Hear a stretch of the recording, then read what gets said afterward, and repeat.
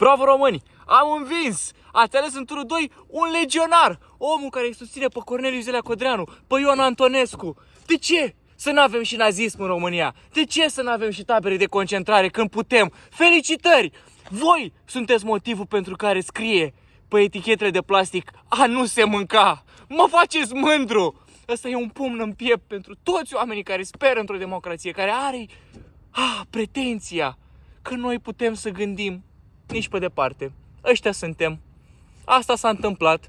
Nici măcar n-ați dat un search pe Google să vedeți ce susține omul, că a fost dat afară din AUR pentru că era prea extremist pentru AUR, că este fiu de securitate, că a avut aceleași combinații pe care le-a avut și Joana, au început la fel. Nici nu vreau să mai zic, nici nu pot să mai zic. De ce ne facem asta? Omul e anti-Europa, e anti-vaccin și Europa. E singura chestie care ne-a tras în față, singura treabă care ne-a dat și nouă ceva când internul, politicul intern, a tras să fure cât mai mult. Tot s-a furat.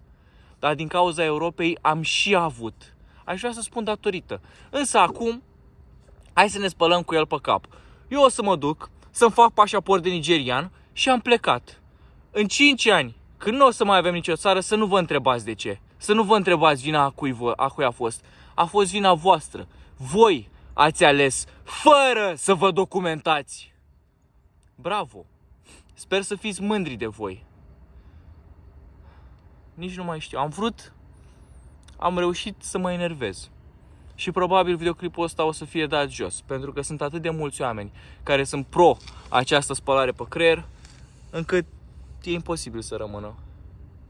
Dar bă, nu vine să cred, mă, frate. Și asta e o dovadă clară că votul încă funcționează. Doar că unii oameni n-ar trebui să aibă dreptul la vot. Acum, foarte posibil o să iasă băiatul ăsta. Nu știu ce pula mea e. Și va trebui să plec chiar din țară. Bravo, diaspora.